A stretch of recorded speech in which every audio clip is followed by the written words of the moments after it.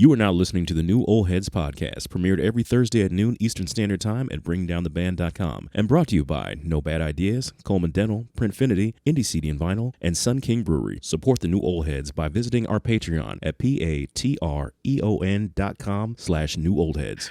You are now tuned in to the new Old Heads podcast. I am Major 7. The entire crew is here on a very, very important night as we are live on Twitch, trying to watch these graphs that pop up and count these electorals if we can in the midst of giving y'all that normal product. The crew is in the building. Jay Moore, I feel like I should play the Star Spangled Banner or something, man. I know there's a story behind why you're so patriotic tonight. I know it's not that, but you might want to clear it up for the people that's going to be on your head in the comments, brother. Make sure you. No, it's okay. I want them to do the science on this. This is a Washington Capitals jersey. Okay.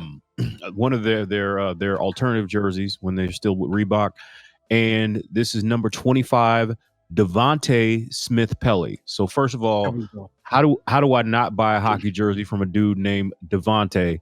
Second of all, go ahead and do your Googles about 𝗲𝗏 and the steps he took and his words when 𝐀𝐁𝐎𝐿 Kaepernick was going through it. So shout out to 𝗲𝗏 and happy birthday, 𝐀𝐁 Kaepernick. I think it was either today or yesterday. Actually, it's today. So shout out to 𝐀𝐁 Kaepernick. Okay. I can dig that. Shout out to Devontae Swing too for Jodeci. Just be doing Devontae's. My man DJ Jay Diff. What's happening, man? Salutations. What's good, man? I'm here. Dressed in black like the Omen. Come on, man. We all got the memo except for Jay Moore, but I get the explanation now, so I'm gonna fall back. Yeah, it's all good. Yeah, everything good your way? Yeah, man. It's an important event going on tonight.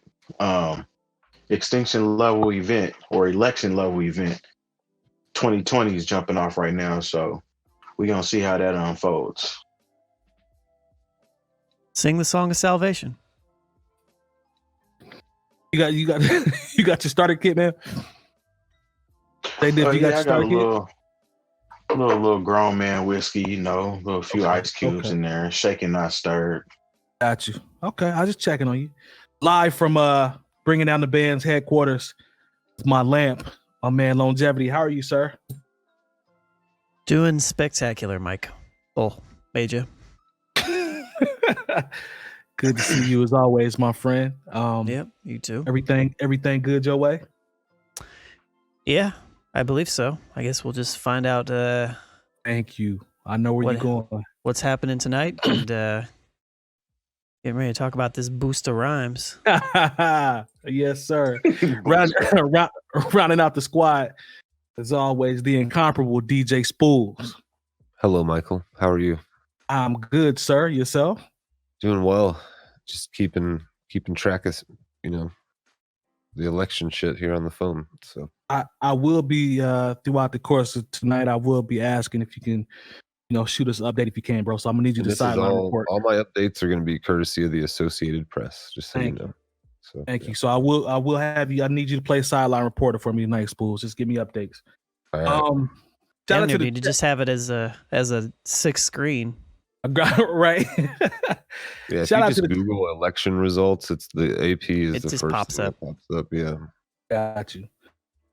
Shout out to the chat. The chat is popping a little bit tonight. Nicole is in the building. My man Nate G. My man, as I call him, my man out in Maryland, Indianapolis resident. He ain't been back in a while, but he still rep sometimes. My man Nate G's in the building. We appreciate y'all as always.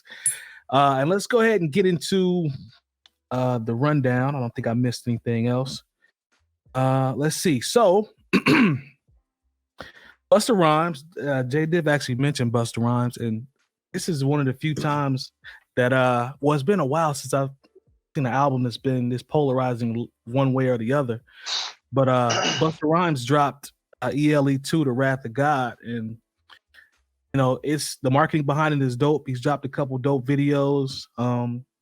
And I see people talking about it everywhere, and I don't see too much iffiness in relation to the album. I see hard on one side or hard on the other side, some in between, but I hadn't seen too many people, that's kind of in the middle. So my question to you all is, and we'll toss it around the room in terms of, we can keep it short and we can continue to go around, but overreaction from what you guys are seeing or underappreciation as it relates to ELE. I'll talk after you guys talk, but Lone, talk to me, man. How did you feel about it? I am in the middle. Okay. One of those guys. I was really looking forward to it, especially after because of what everybody was saying. There were a lot of really good reviews for this. I was like, all right, sweet. But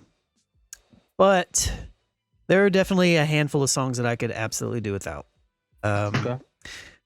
And that doesn't necessarily mean that it's a bad project. I just think that there are too many songs for right now. And I think the project definitely plays off of the first Extinction Level event, which is dope because it's a great record. And I'm definitely on record on this show many times, praising Busta Rhymes as being one of the best ever. And so I'm a huge Busta Rhymes fan. I was impressed by some of the things. I really like the Rick Ross joint. I like the Kendrick joint. I like the intro. I like I thought that what did he flip? It was like a Poison. The Poison flip was crazy. Yeah.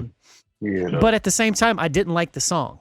I thought the flip and the way that he rapped to it was dope. But I'm never gonna listen to it again. Which is cool. But Busta was on his shit lyrically. I just think that there are a lot of throwaways, or maybe not a lot. I would probably keep it at maybe around 10 or 12. Mm-hmm. And I think he has album of the year off 10 to 12 of them probably, but there's 22 songs on here. Okay. But some of the ones that I really liked are some of the, they're really dope. I wasn't a fan of Czar either. I don't know. The video was weird too. But overall, talk about that one. Overall, I liked it. Spoolz, talk to me, man. ELE experience.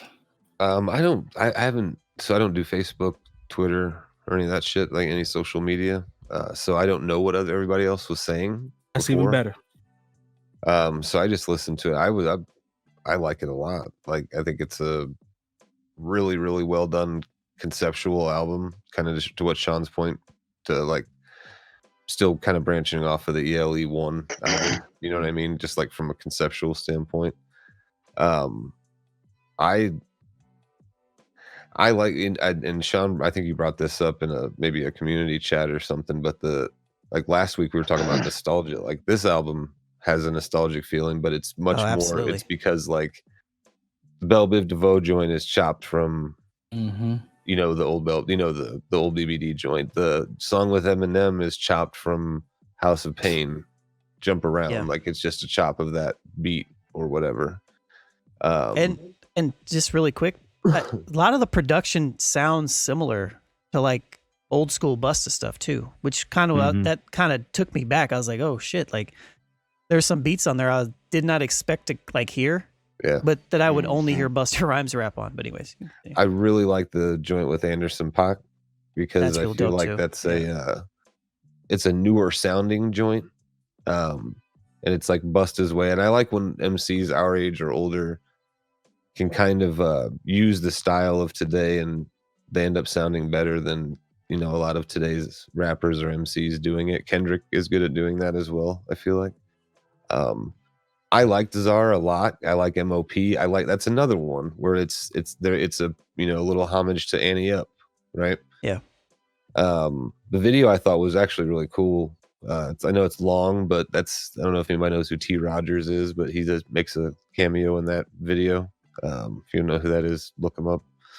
But no, man, I liked it a lot. I think it's a really, really good album that will will still sound good in 5 years. So I can dig it.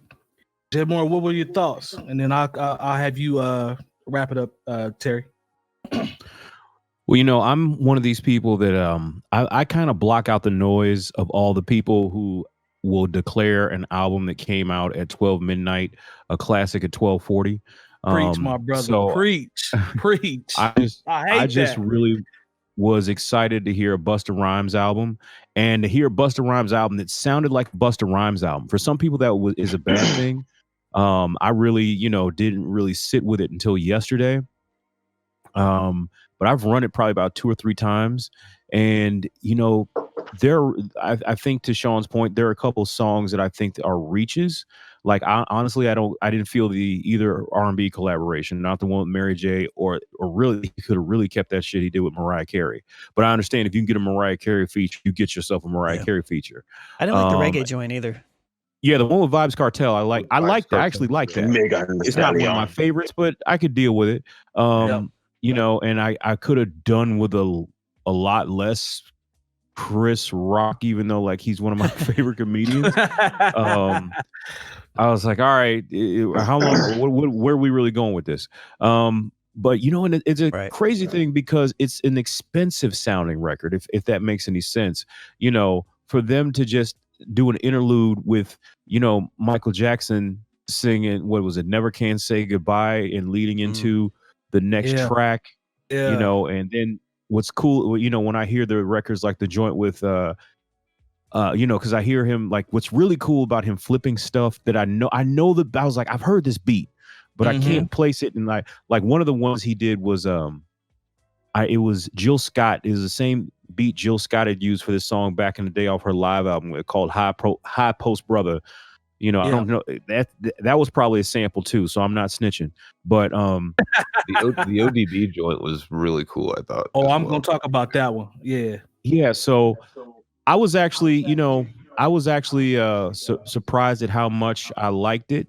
Because look, there's no need to try to reinvent the wheel and try to, switch up your formulas and your flows to try to fit 2020. Because, when I want to hear a Busta Rhymes album, I want to hear I don't want to hear Busta Rhymes and Future and Lil Baby or what, nothing against those cats. But, when it's time for a Busta Rhymes album, I want a Busta Rhymes album. And you know what? I got a Busta Rhymes album, so I'm happy about it. You make a really good point, Jay. This does sound like a Busta Rhymes album, and I think that's a very key part of it too, like the nostalgic feel of it. Because even the records that I don't really like, that kind of sound like B-side records a little bit, they still feel like old school Busta joints, and like I still get it. Like, I don't hate them, but it's like. And they're not trash because they sound like old Busta records. It sounds like Busta records. Yeah. Thank you. Yeah. That's to that point real quick before you jump in. Like, buddy of mine made the point. I think it's Skits. Shout out to Skits. That you hear the progression with Busta Rhymes. Like, this isn't Busta Rhymes of 8 years ago, or Busta Rhymes. True. You can tell he's continued to work on his craft, man, and it shines through. It doesn't feel like he lost a step, and he's not trying to fill his album with a whole bunch of hot new artists to kind of, for lack of a better term, prop him up. Like, he's still the star of his album. Yep. And sometimes when some of these golden age artists, if you will, they'll come back and they got a couple of crutches there. They're like, all right, let me do this for the West Coast. Let me go ahead and do this for the girls. Let me go ahead and do this for down south. Like I said, Busta Rhymes made a Busta Rhymes album, and that's nothing to be mad at. Jay Diff, talk to me, bro. I think overall the Busta Rhymes album is outstanding, in my honest opinion.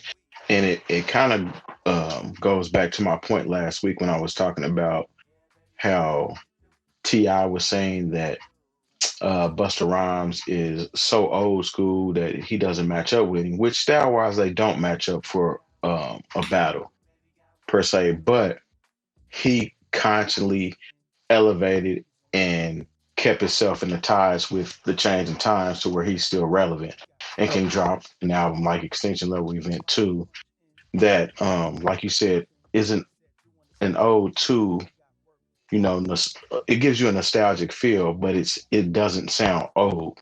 It just sounds like, that it's a great follow-up to Extinction Level Event 1, because artists generally that try to follow the footsteps of that last great album that they did, or wouldn't necessarily say the last great album that they did, but a great album, a follow up to, like, you know how Raekwon did Only Built for Human Links 2. Yeah. Right. I feel it's similar. It's that wasn't as good as Extinction Level Event 2, in my honest opinion. And I don't think so. A lot of artists fall into that, trying to live up to that hype and that feel of that first original album, and they missed the mark. These features that he had on there, they play with him very well. It doesn't sound like he's trying. I mean, he's staying true to himself. He's still spitting. I remember somebody saying that the Kendrick verse was whack. I don't know how they figured that Kendrick verse was whack. I didn't hear that at all. You gotta leave them people alone. Just leave them. Hey man, alone, man. I gotta say though, that Raekwon, to me, it's similar to the Raekwon. The Raekwon was good. I'm not saying that the Raekwon was whack. I'm not saying that at all. But what I'm saying is, it was a quintessential like that Raekwon feel album, whereas just like this is a quintessential Busta Rhymes album. Okay, I can G for that, but I just kind of, I don't know, the feeling of this Busta Rhymes, I think it is just needed at this time. It's kind of like around the election time in 2000 and was it 8? First term for Obama when Jeezy dropped The Recession. Yep. I don't know how y'all felt at that time, but that album really fit what was going on, like from top to bottom. This Extinction Level Event 2 is kind of reminiscent to that, as far as with this election going on and just that feel, that energy behind it. It kind of gives me that type feel, especially with like the track with Minister Farrakhan on it speaking. Starting off the album with a feature from Rakim, with production from Pete Rock. I mean, it's just a solid hip hop album. You know what I'm saying? To me, it's hitting on every cylinder. Now, don't get me wrong, there are some songs that he could have missed me with, but overall, it's the average on there is very, very solid. And again, I want to reiterate, I don't dislike Only Built for Human Links 2. No. It's just, this is a different energy for me. And I don't know. I feel it. It's a solid offering from Busta Rhymes. Well, you know what? Biden like 131, right Trump 92. Just real quick. Thanks, Spoolz. Appreciate it. Yeah, with Trump ahead in the popular vote by like a little over a million, 1.1 million. We know how that works.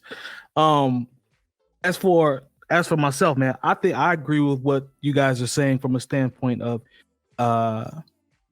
having a couple joints, taking a few of the joints off. Like, I think he damn near would have had a classic if he just trimmed it down just a little bit, cut a couple of those joints out. But it doesn't sound old. It's not like those are the things that I continuously see. Man, this sounds old. It sounds old. I see people saying it sounds old. No, it doesn't sound old. It sounds like an up-to-date Busta Rhymes album. You know what I'm saying? Like, the production on here is stupid. Knots went off. Like, Knots produced the intro.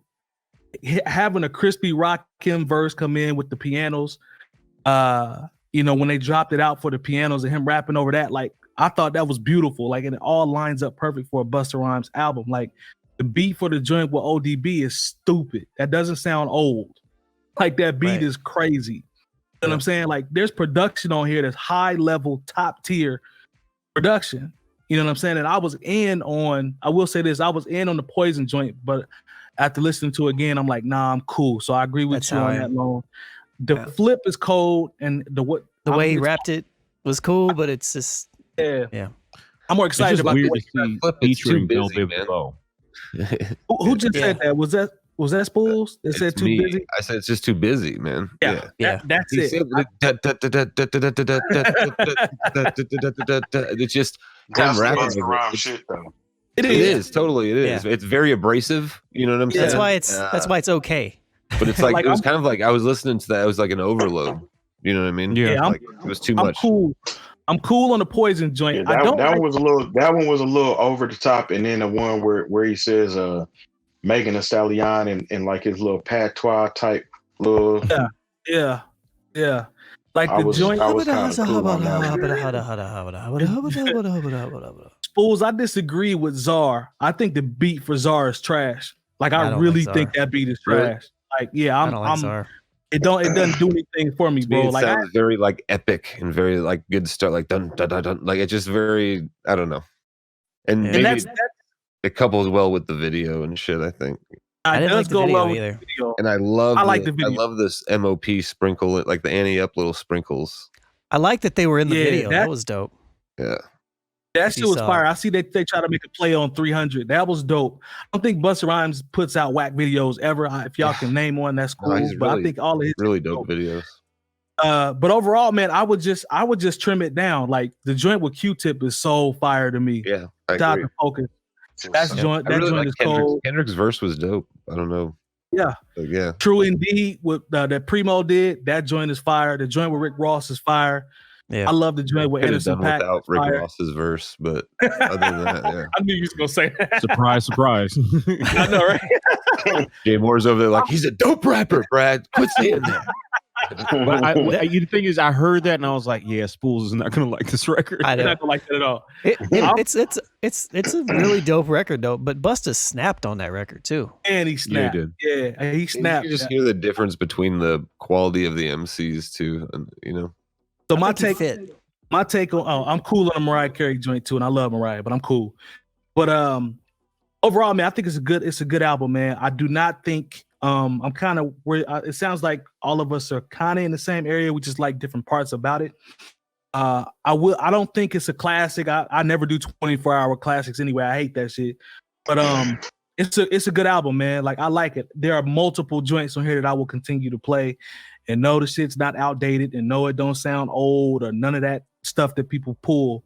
It doesn't sound like any of that. Like I'm cool with it, and it sounds like a good effort from Busta. He definitely still on his shit lyrically. No fall off there. I don't know who said it. It might have been Jay Moore talking about him carrying the album. He definitely carried the album. He was not carried by any features. So I like it, man. I rock with it, but just trim it down. That's my only thing. I would trim it down a little bit. Dropping science. He might mess around. Oh, he's dropping science. There's plenty of meat and potatoes on this joint, but Lone has always talked about, his ability to still make hit records in the midst of, dropping that meat and potatoes. He's so versatile. Like, you really can't pigeonhole him. You can't say that's why I can't. That's why even though I said everything I said, like I still can't be mad at him for dropping 22 records because it sounds like a Busta record. Like he's all over the place, And none of the records are bad. It's just. It's just me personally wanting only like the 12 or 13 that I really like. And I gotta be consistent because I always say those are two things that I look for on albums that have rubbed me the wrong way of late, and that's when they're too long and they have too many features. So that's the one thing that scared me when I saw the track list. But then I pulled back and was like, if anybody could pull that off, I would have faith in Busta to be able to do that. I don't need the forced girl records though. But you know what? In the streaming era, you can just go ahead and make your own playlist and move those songs. True. From the rotation. Let me see what's popping in the chat. You know what was cool when I first listened to it though. I hadn't looked at the track listing, and it also wasn't telling me who was featured on the track. So every track was a surprise for me initially. Yeah. Don't forget about the Rhapsody. Joint. That was super solid. Crazy. Yeah. Like, did you guys see an interview talked about the shout out to Rhapsody for winning Rhapsody won Lyricist of the Year at the BET Hip Hop Awards. So shout out to Rhapsody.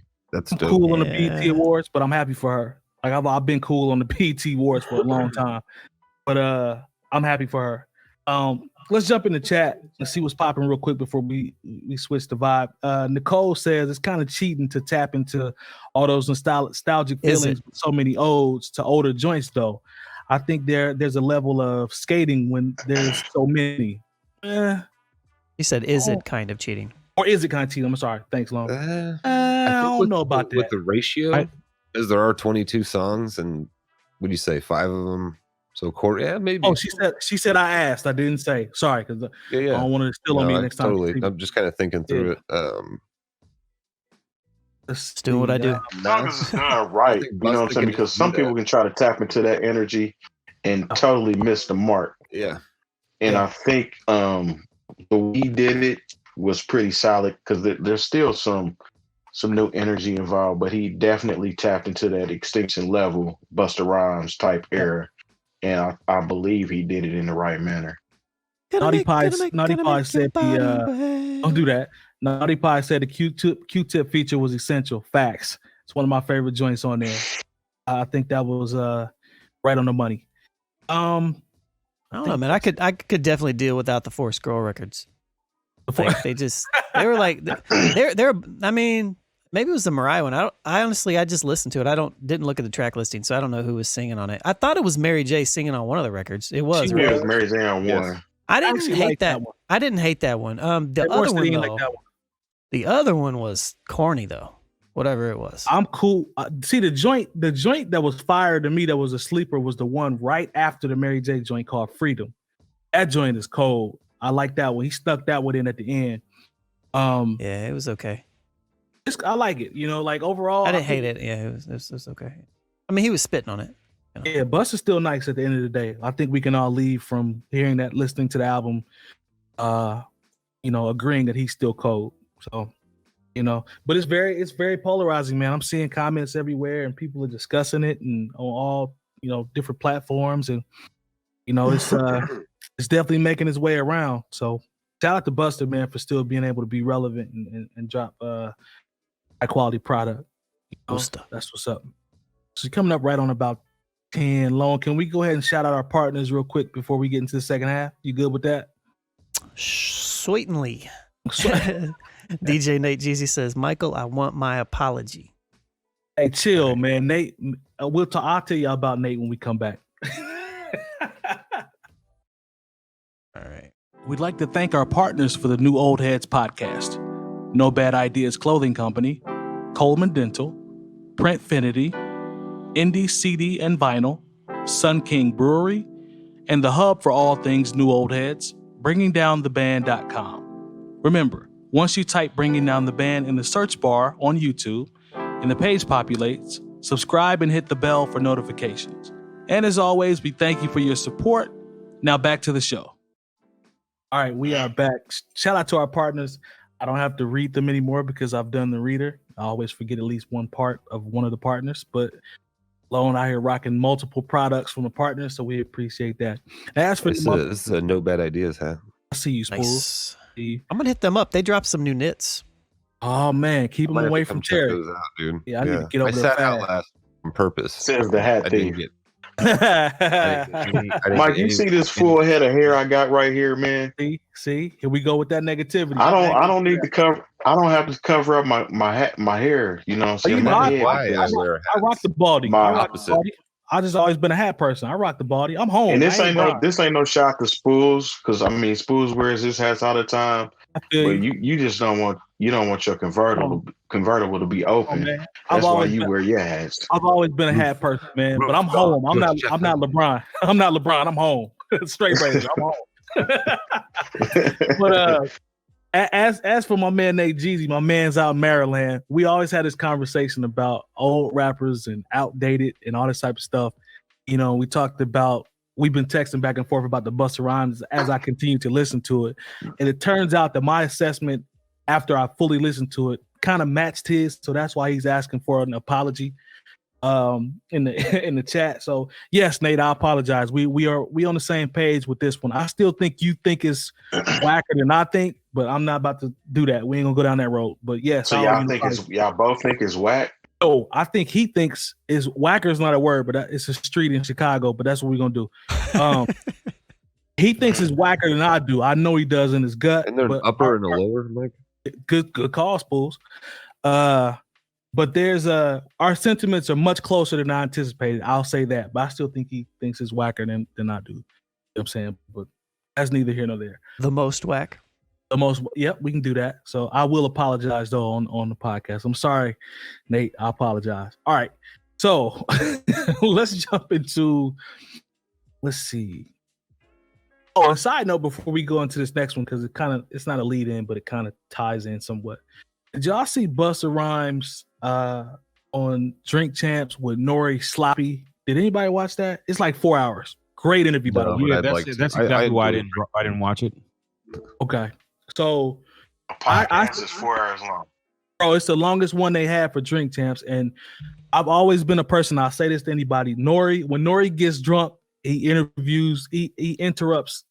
I don't care what classic legend is on there. He's gonna overtalk him and break up every cold story that he's telling. Yes, he or she's telling. Like, it's ridiculous, but the interview is really good. Man, he talks about Chris Lighty and how he didn't get a lot of respect, and people don't do a lot of talking about the violator movement and all that. Like, it's deep, man. Like, he was getting emotional talking about Chris Lighty, bro.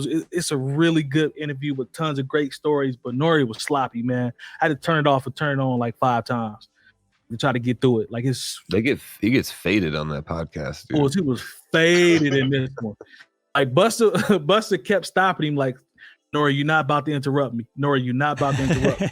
Like, he kept, and you could tell they're good friends. Like, it wasn't nothing serious, but Nori was sloppy, man. By the third hour, it was a wrap for that last hour and 15 minutes or so.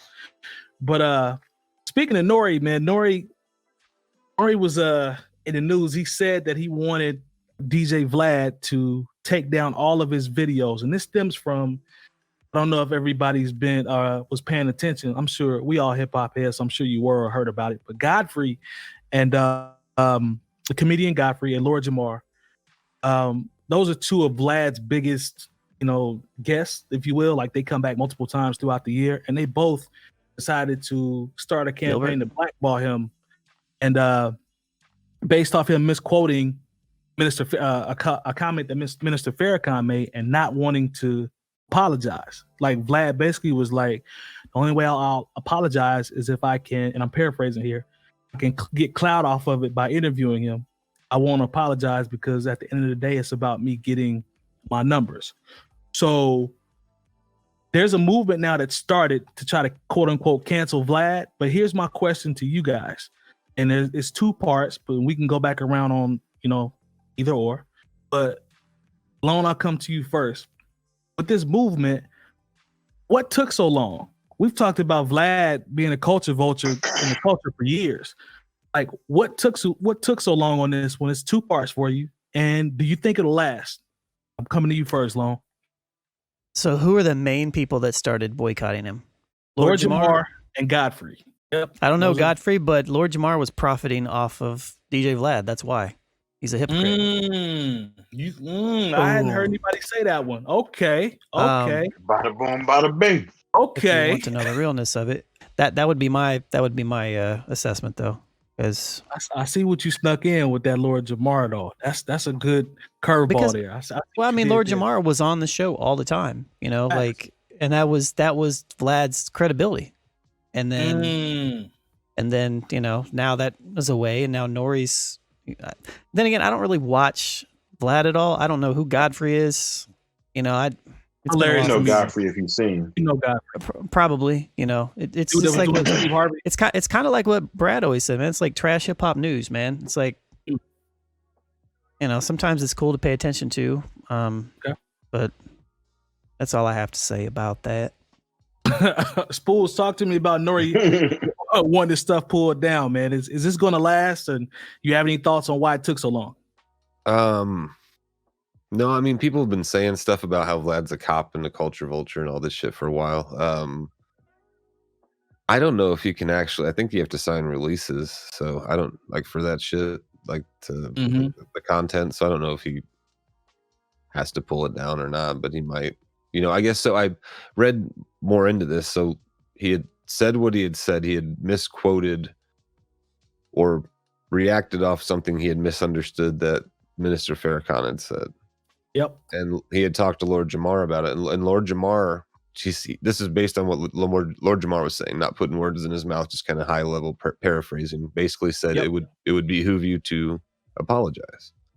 And so instead of apologizing, Vlad took that part of the discussion out of that segment, so it wasn't in there anymore. The part where he had reacted to that or whatever. And 𝗏𝗔𝗏 was like, that's cool.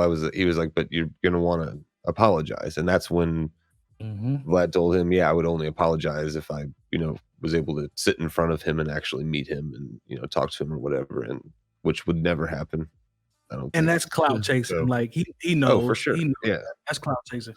Absolutely. So Vlad to me has always been kind of interesting. Like, I think DJ Akademiks is definitely like worse for hip hop. I'd agree. I'm in on that. Vlad's a vulture, I guess, to an extent. I don't know. I mean, as far as this thing is concerned, yes, Minister Farrakhan means a lot to a lot of people.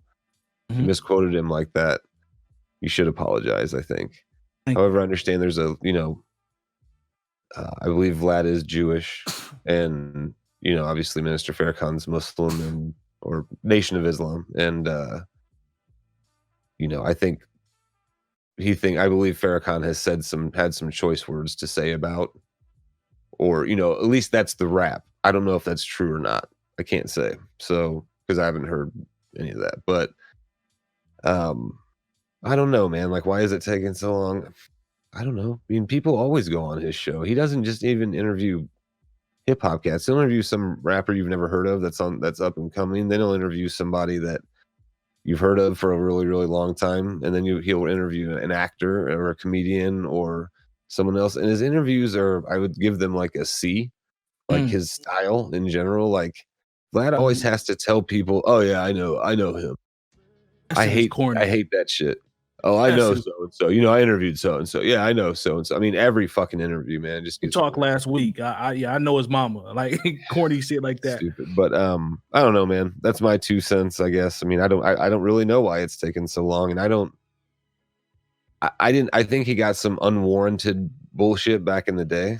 I can understand why people would be pissed off when you're kind of goading young people, especially young black males, into like incriminating themselves. But no one's ever been convicted off of anything they said on Vlad TV, I don't believe, except for maybe ARAB. I could be wrong even about him, but he had interviews with other people where he was saying people's names and talking all this other shit. So I would say it hasn't been confirmed, but my only rebuttal to that would be who knows what influences or what people use.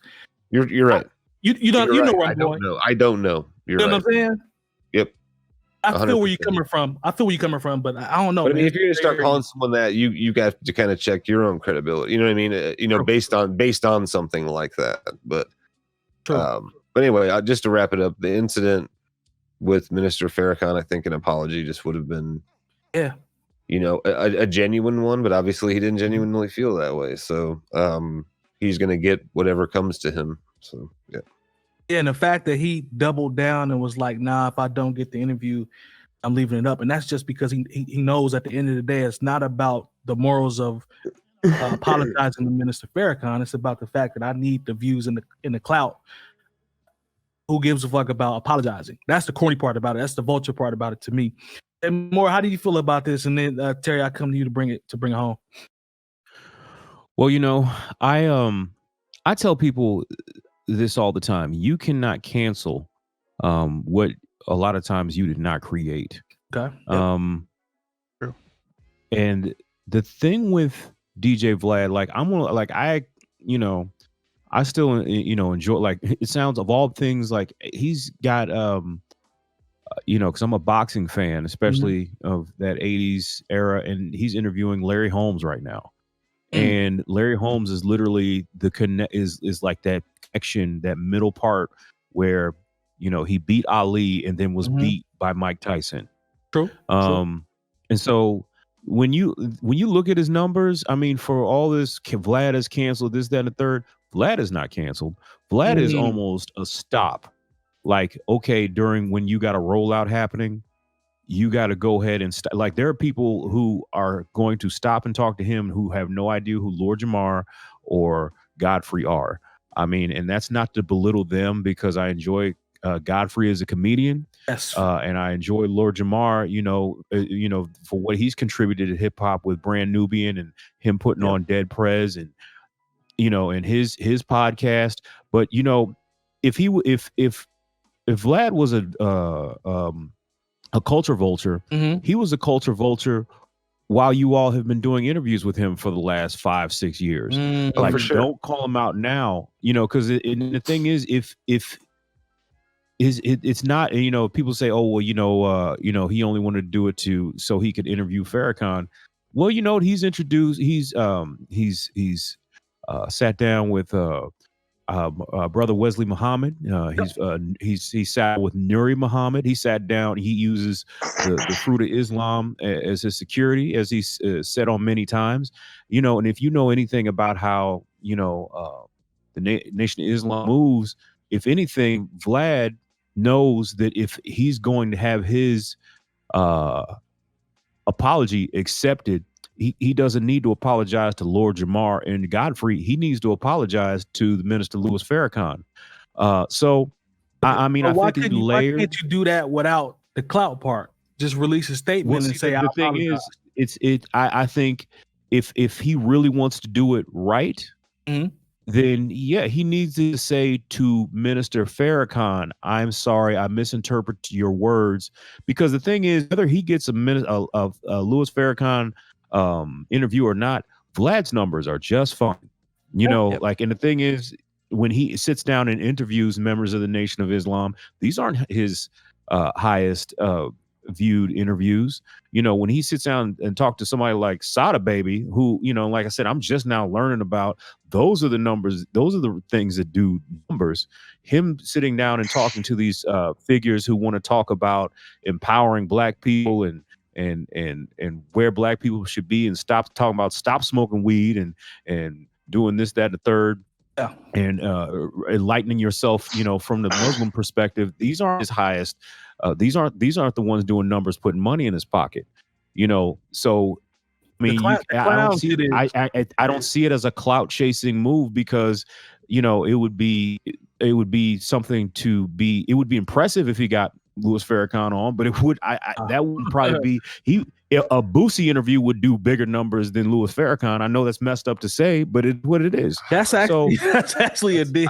So when people say clout chasing, you know, I don't see it as that, because like the number, like when I look at the numbers and you do the analytics of it, the numbers, all you got to do is sit down with Boosie, and that's 2 or 3 interviews with, you know, I enjoyed Nuri Muhammad. Shout out to him, because he represents Indianapolis, but Nuri Muhammad didn't do anywhere near a Boosie interview. Hold that thought. Boosie interviews are damn near mandatory viewing, so I don't even think it really counts as clout. Hold that thought, Jay. I want to hear from Terry first. Doing just fine. So you can't cancel what you didn't create. Terry, jump in, and I'll come back to you, Long. I don't want you to lose your train of thought. I mean, I'm not gonna speak a whole lot on it. I think everybody pretty much summed it up around the table. But as far as Vlad is concerned, I've never been somebody that listens to Vlad or watches Vlad interviews or anything like that. So when it comes to canceling Vlad, I could care less, because I never supported him in the first place. It sounds good on paper. Godfrey's a dope comedian. Lord Jamar is Lord Jamar. We already know that, but those two kind of spearheading the cancel party for Vlad is like y'all touched on, is should have been done a long time ago. He is who he is, and has always been who he is, and he's a whack individual in my point of view, and that's all I have to say about it. Long, did you lose your train of thought? I'm sorry. Did you feel like you had a bar coming? I was just gonna kind of speak on what Jay Moore was talking about with the clout, because, you know, there's different levels of clout that a white person in hip hop may chase, and you're gonna get a different level of clout if you chase a Boosie versus if you chase a Minister Farrakhan, depending on what people are going to look at you and what people are going to pay attention for. And so I think that still. I don't know. I feel like there's that's really all I was gonna say about that. I feel like there's I don't have the words for it. Nicole made a good point. Go ahead. I'm sorry. No, I was just gonna say, like, it's it doesn't matter. So. Nicole made a good point. She says, I wonder what the demographic is of the viewers. And, we talked about, Jay Moore made a good point. He talked about the Boosie interviews and, when he has Webby on, or he has, who else? Somebody told me Crunchy Black must have been on there cutting up and acting a fool. He was on there. Like, we talked about the actors and the Larry Holmes and all of those, but the goofy shit is what drives it. You know what I'm saying? Like that's the type, to me, that's the type of shit, the cop shit and the goofy shit, the clowning is what drives him. Like if you scroll on a DJ Vlad face, and I've always thought about this, if you scroll on a DJ Vlad page and scroll down, you never see, like, it's rare that you see like a white face. It's always black people. It's black artists, black. No, I can't say that because he interviews all these white gangsters, and then he'll interview like the people who do real estate, and then he'll interview like right now he's interviewing of all Dr. Dre from Yo MTV Raps Dr. Dre. What would you say? The percentage is on the?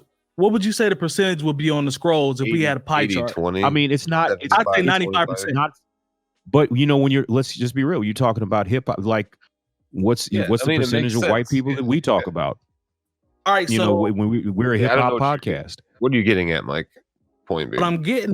What I'm getting at is if you think about it, like, so, has Logic been on there? Yes. Oh, Logic was on there. Okay, I see. Yes, I don't follow him like that, so I don't know. So Logic was on there. Logic technically ain't white. Vlad does have to Jay Moore has gangsters on. I mean, there's a Sean Branch interview that's done a lot of numbers from what I've seen. You know what I mean? I learned something then. Okay, man, it don't matter who Vlad interviews. He's a black. To me, his style is just whack. His style is whack, and is definitely on some. If the feds was coming for you, all they gotta do is watch some Vlad shit and. If you're not smart enough to do the interview correctly, and then watch how Pee-wee Longway answered his questions like that. I was about to ask you, Spoolz. That's all you need to do. Let me ask you this: he does goat people into maybe people who aren't as. I mean, I don't think it has to do with being smart or whatever, but just like that are maybe more easily influenced, like because of the stage they're on to say certain things. Yeah, I can see that he does do that. Spoolz, let me ask you this. Well, your dumbass, he can only put he can only put whatever it is that you said, that's what he's going, like, it's like when people will get mad when they look bad on these reality shows and they'll say, oh no, they edited to look that way. No, that's what you did. I only have kind of like how Fleece Johnson said that they edited to make him look like he was a it's unless you're bro, that was what you said. These are all grown men, and you said these things and I only feel so sorry for them. And like the thing is, like I remember when he had the baby on early in his career, and he was getting ready to talk about something, and I remember Vlad saying, like, is that an open case? And he's like, yeah. He's like, okay, we're not going to talk about that. Like, so if you're dumb enough to, like he'll stop you if you're talking about an open case. No, we can talk about it. Yeah, like that's your fault. Yeah, that's what I was going to ask you, Spoolz, is like the accountability standpoint. Jay Moore, that's a good point. That's what I was going to ask you. Like, where's your?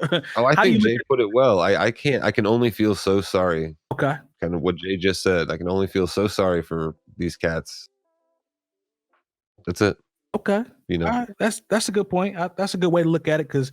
You can either choose to deny or say next question, or there's nothing gangster about telling some fucking dude on an internet show all the grimy shit you've done, man. That's a fair point. That's a fair point. I'm sorry that some little, not ringtone rapper. There's no such thing as ringtone rapper, but you got a couple singles out and you're saying, yeah, Vlad did me wrong, but like you sit down and talk to Mob James and my man from the East Siders, like, and these people are on there giving it up, but you think Vlad is the feds. I'm like, I don't, these are grown men. And I only feel so sorry for grown men who do goofy shit and when people try to give them the game.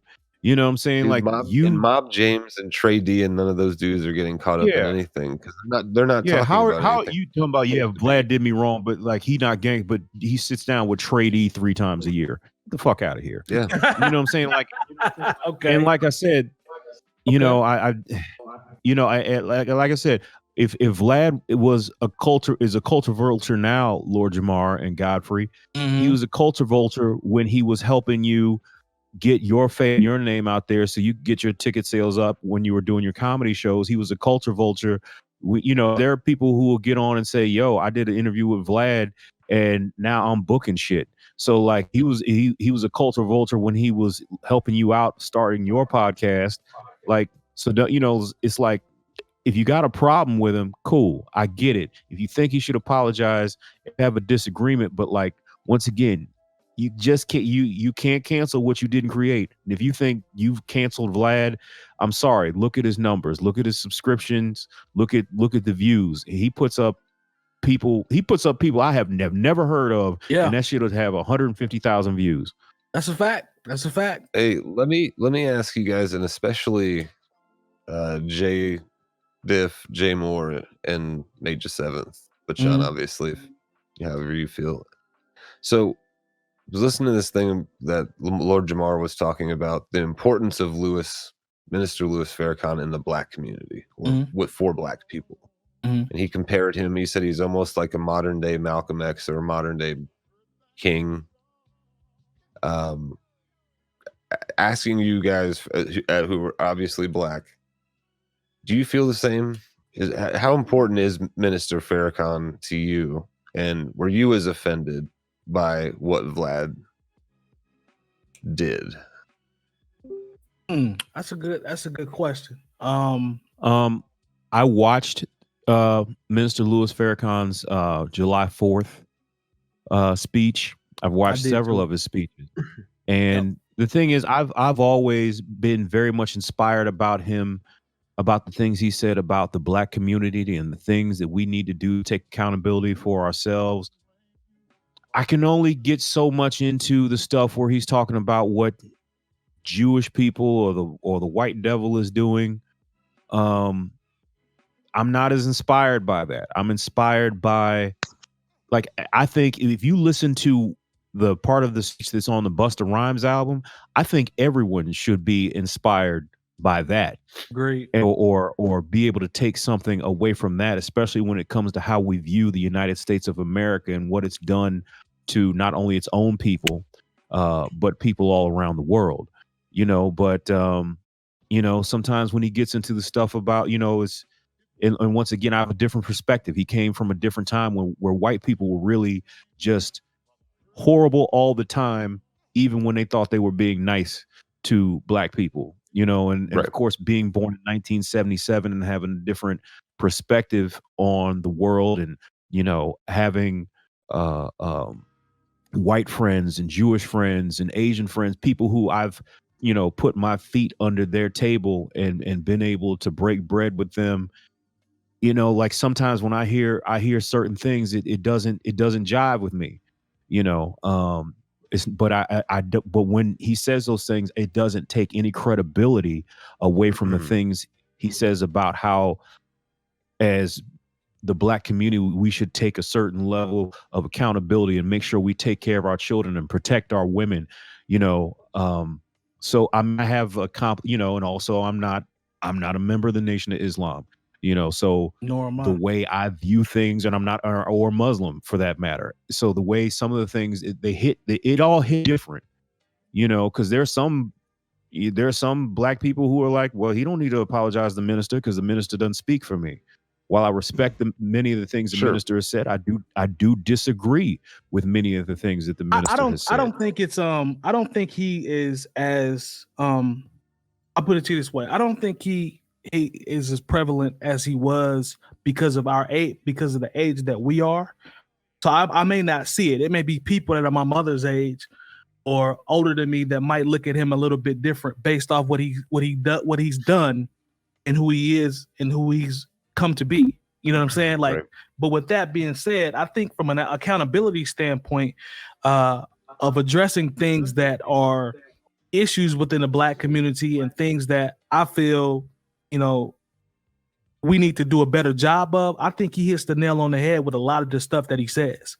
You know what I'm saying? Yeah. So I can watch the July 4th thing and pick pieces of that and say he's right. And then Jay Moore talked about the white devil part and the Jewish part. He gets into some of that stuff. Some of that starts to veer off for me because I'm not as educated with his relationship to that conversation. So I'm not too sure where he's coming from some of the times. Haven't done a lot of research. So I'd be ignorant to be like, yeah, I'm right on with that too, because I'm not that well versed in that. But as it relates to the Black community part, he hits on a lot of good points that I think can be applied the Black community overall. So I'm not mad at that, but I really wouldn't be the one to speak on or be able to gauge his, overall impact or what the reverence is like for him. You know what I'm saying? Like just a point I'm making too is like, I'm not expecting you guys obviously to speak for every Black person in America. I'm just asking you individually, how does he feel? How do you guys feel about him? Sure. More or I less? missed the question because his level and then his level off real quick. What's that? Spoolz, that's the question but it sounds like y'all kind of hit it on the head. I don't want to take up too much more time on the topic, honestly, because I think y'all pretty much probably hit it on the head. Yeah, we're almost done anyway. I think we're at almost at time. That's a good question on Spoolz. Just to kind of wrap it up, I feel like even without an interview, I feel like Vlad needs to apologize directly to the minister. He doesn't need to apologize to Godfrey, or it doesn't need to go through any gatekeepers. He needs to apologize directly. And if you know how the Nation of Islam works, if he were to have a conversation not taped with Louis Farrakhan or his representatives and say, "Hey, I'm sorry, I misrepresented this," then I think it should be over. And like it needs to be is Vlad Jewish?